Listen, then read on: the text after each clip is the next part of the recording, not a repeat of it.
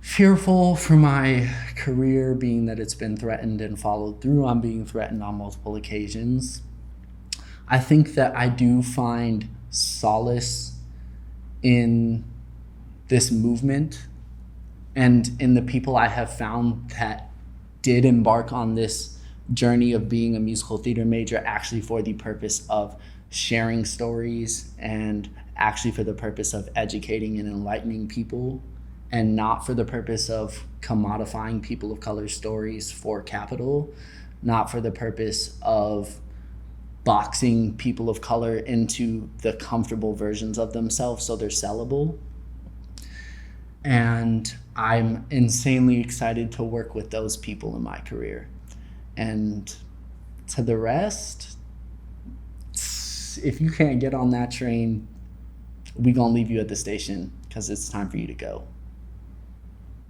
I think that people of color are conditioned to cope by silencing themselves. In institutions, we're told that if you are not this version of yourself that we want you to be, then you need to suck it up and figure out how you can be that. Which is why so many people of color in this industry are comfortable in those positions and are comfortable forcing other people from their community into those positions. And so while I can't necessarily verbalize how I have coped, I know I have actively made it a mission to decondition myself from the vision of blackness that Amy loves to shove me in by having me play a prisoner every class, or having me play a slave, or having me play the oppressed person every chance that she gets. I think that deconditioning is the best form of coping that I can verbalize, because at least in that instance, you're not sitting in whiteness's version of your literal race and enforcing that upon other people. I came into school an optimist and a futurist, and I'm now much more of a pessimist and a nihilist. But I've come out the other side feeling so much more clear, so much more visible, that I can get this off my chest, that it's no longer this grand secret that we've all agreed is true but no one wants to speak on, that teachers can whisper to me in private and text me in private about how messed up Amy is, and directors that come in can tell me over and over again how messed up Amy is, and yet they won't even click share on a CR Truths video, let alone actually fighting to, deconstruct the systems that they're claiming are so fucked up behind closed doors. I also think I have changed in that I just have been much more reliant on substances, mainly weed and nicotine, to cope with going into that environment every day.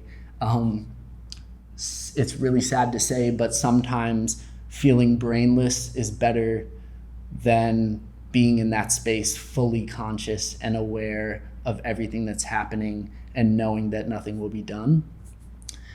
And substances are a great way to make you forget that.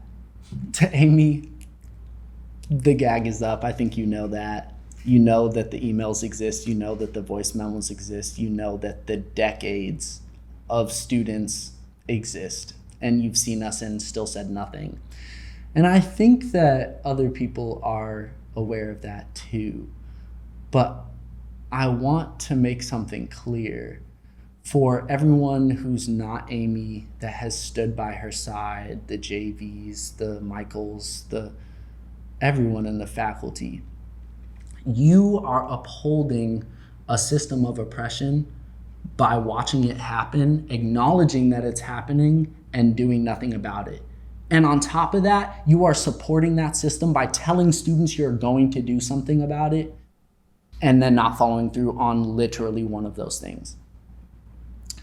Like I said, the emails exist, everything exists, but I think it needs to be made clear that this is a systemic issue, and someone's part-time stepping down or any sort of remote, half-assed, non-abolitionist practice is not going to work at this point, because I guarantee you it's been tried and it hasn't worked, as you can see. I want to say to JV, specifically to you, and just to other teachers who've done this, but you did this the most, so I feel like I need to say this. You told me you were a friend, you told me you loved me, all this stuff, but I don't even know how to verbalize this. Just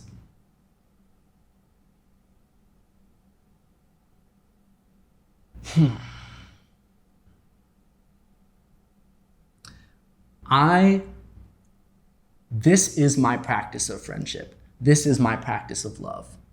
JV, you've asked me to hold you accountable time and time again. And I know you haven't meant it, but because I considered you a friend for so long, I'm going to hold you accountable.